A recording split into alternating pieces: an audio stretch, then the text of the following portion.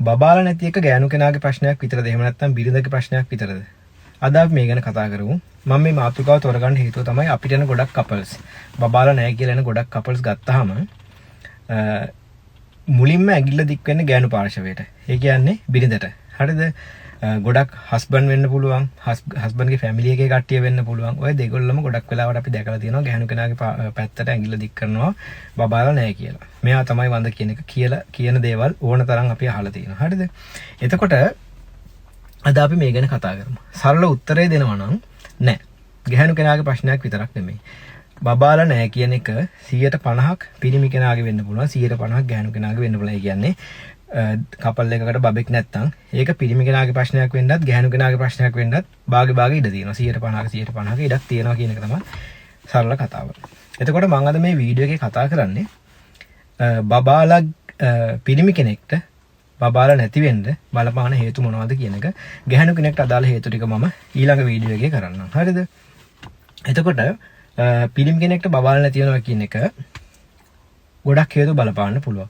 ගොඩක් වෙලාවට මෙතනදී එන්නේ ශුක්‍රාණු වල ප්‍රශ්නයක්නේ. එතකොට ශුක්‍රාණු වල ප්‍රශ්නයක් කියලා ගත්තාම ශුක්‍රාණු ප්‍රොඩක්ෂන් එක, ශුක්‍රාණු නිපදවීමේ ගැටලුවක් වෙන්න පුළුවන්. හොඳද?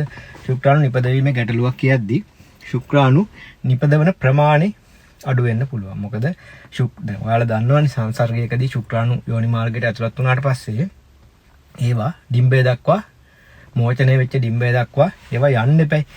එතකොට ඔතනින් අර ඔයාලා අහලා තියෙනවානේ ගොඩාක්ම ශක්තිවත්ම ශුක්‍රාණු ටික තමයි ශුක්‍රාණුව තමයි ගිහිල්ලා දිනන්නේ කියලා. ඒ වගේ ගොඩාක් හැදුණු ශුක්‍රාණු නිපදුනාම තමයි ඔක එකක් ගිහිල්ලා ඩිම්බයක් සංසේචනය කරන්නේ. එතකොට ශුක්‍රාණු ප්‍රමාණය හරි වැදගත්. ශුක්‍රාණු වොලියුම් එක අඩු වෙන එක හේතුව. මම මේවට හේතු ඊළඟට කියන්නම්. හරි. ඊළඟට සමහර ඔයාලා දන්නවා ශුක්‍රාණු යන්නේ පීනලා. වලිගයක් තියෙනවානේ. ඒ මොටිලිටි එකේ ප්‍රශ්න. මොටිලිටි එක කියන්නේ ඒ මූවමන්ට්ස් වල ප්‍රශ්නයක්. එහෙම යන්න බැරි කමක් වෙන්න පුළුවන්. සමහර ශුක්‍රාණු ඊළඟට එක එක හැඩයෙන් වෙන්න පුළුවන්. ඒ කියන්නේ විකෘති වෙච්ච හැඩ වලින් හැදෙන්න පුළුවන්. එතකොට ඒ ශුක්‍රාණු වල එහෙම ප්‍රශ්නයක් තියෙනවා නම් එතරම් බබාලා නැති වෙන්න පුළුවන්. හරිද? ඊට පස්සේ සමහර වෙලාවට ස්‍රාවයක් පිට වුණාට, පිරිමි කෙනාගෙන් ස්‍රාවයක් පිට වුණාට ඒකේ ශුක්‍රාණු නැති වෙන්න පුළුවන්. ඔය හතරම වෙන්න පුළුවන්. හරිද? අපි පොඩ්ඩක් බලමු මොන වගේ හේතුද කියලා නිකම්ම සරලව කතා කරමු. හරිද? වැරිකොසීල් කියලා එකක් තියෙනවා. වැරිකොසීල් කියන්නේ අපේ ඔයාලා දැකලා තියෙනවා වැරිකෝස් වෙන්ස් කියලා කකුලේ නහර ගැට ගහන්නේ. ඒ වගේ ටෙස්ටිස් එකේ එහෙම නැත්නම් වෘෂණේ වලට එන ශිරා නහර ඉදිමෙන්න පුළුවන්. මේක වැරිකොසීල්. මේක පිරිමි මදසරුභාවයට බලපාන දෙයක්. ඊළඟට දියවැඩියා වගේ රෝගී තත්ත්ව මදසරුභාවයට බලපාන. මදසරුභාවය කියද්දි මම අර උඩ හතරක් කිව්වනේ. ශුක්‍රාණු වලට වෙන්න පුළුවන් දේවල් ඔය හතරටම. හරිද? ඔය හතරෙන් මොකකට හෝ මේ කියන දේවල් බලපාන්න පුළුවන්. දියවැඩියාව. ඊට පස්සේ ඔබීසිටි. ඒ කියන්නේ මහත වැඩිනවා. ඒක බලපාන්න පුළුවන්. හෝමෝන ප්‍රශ්න, ටෙස්ටොස්ටෙරෝන් වල ප්‍රශ්න මේකට බලපාන්න පුළුවන්. ඊළඟට ටෙස්ටිකල්ස් වලට, ඒ කියන්නේ වෘෂණ වලට, වෘෂණ සහ වෘෂණ කෝෂ වලට වෘෂණ වලට මොනවා හරි ට්‍රෝමා එකක්, මොනවා හරි වෙලා ඇක්සිඩන්ට් එකක් වෙලා කියන්නකො වැදිලා මොනවා හරි වෙලා ඒ වගේ දෙයක් වෙලා වෙන්න පුළුවන්. ප්‍රීවියස් ඉන්ෆෙක්ෂන්ස්, ඔය ඉස්සර ආපු ආසාදන මොනවා හරි STD එකක් කියන්නකො ලිංගිකව සම්ප්‍රේෂණය වෙන රෝගයක්. ඒ වගේ වෙන්න පුළුවන්. ඒවා මහත, දියවැඩියාව. ඊළඟට අන්ඩිසෙන්ඩඩ් ටෙස්ටිස් කියලා එකක් තියෙනවා. අන්ඩිසෙන්ඩඩ් ටෙස්ටිස් කියන්නේ අපේ පිරිමින්ගේ ටෙස්ටිස් එක අම්මගේ බඩේ ඉන්නකොට, අපි ඉපදෙන්න අම්මගේ බඩේ ඉන්නකොට. හරිද? බඩේ ඉඳන් තමයි පල්ලෙහාට ඇවිල්ලා වෘෂණ කෝෂ වලට. වෘෂණයයි වෘෂණ කෝෂයයි කියන්නේ දෙකක්. හරිද? ඔයාලා ඒක දන්නවා ඇතිනේ. වෘෂණ කෝෂය ඇතුලේ තමයි වෘෂණය තියෙන්නේ. හරිද? වෘෂණ කියන එක බඩේ ඉඳන් තමයි මෙහෙම පල්ලෙහාට එන්නේ. වෘෂණ කෝෂ දක්වා එන්නේ. ඔන්න ඔය ප්‍රොසෙස් එක දිගටම වෙලා වෘෂණ කෝෂ දක්වා එන්නතු මග නතර වෙන වෙලාවල් තියෙනවා. ඒකට කියනවා අන්ඩිසෙන්ඩඩ් ටෙස්ටිස් කියලා. ඕක හේතුවක් වෙන්න පුළුවන්. එතකොට ඒකදී වෙන්නේ ඇත්තටම ඔය ශුක්‍රාණු කියන එක හරියට හැදෙන්න නියමිත උෂ්ණත්වයක් තියෙනවා. අන්න ඒකේ ප්‍රශ්න එන්න පුළුවන් ඒ වගේ අන්ඩිසෙන්ඩඩ් ටෙස්ටිස් එකකදී. හරිද? එතකොට ඒ දේවල් වෙන්න පුළුවන්. ඔය වගේ හේතු. ඊට පස්සේ ස්මෝකින්, දුම් බොනවා වැඩි නම්. ඒ කියන්නේ ලයිෆ් ස්ටයිල් එකේ දේවල් තමයි.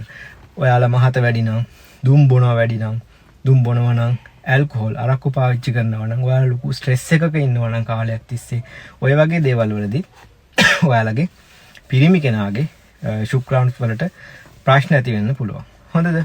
ඊට පස්සේ ප්‍රධාන දෙයක් තමයි ස්ටිරොයිඩ් පාවිච්චි කරනවා. ඒ කියන්නේ සමහරව ඇඟ හදාගන්න ජිම් එකට ගියාම ස්ටිරොයිඩ්ස් විදිනවනේ. හරිද? ඒකෙදි ඔයාලා අහලා තියෙනවා නේද ස්ටිරොයිඩ්ස් ගන්න බොඩි බිල්ඩින් කරන එක වෘෂණ කෝෂ පොඩි වෙනවා කියලා කතාවක්.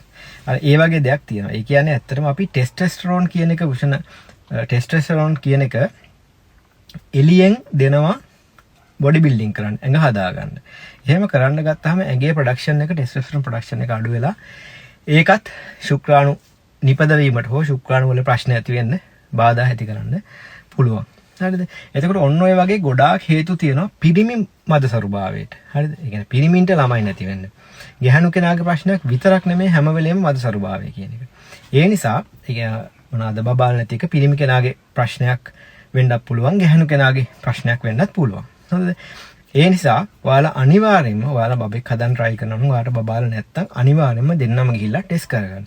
දැන් ඔයාලා හිතන්නකෝ ගැහණු කෙනාට ප්‍රශ්නයක් තියෙනවා කියලා ඔයාලා දන්නවා කියලා.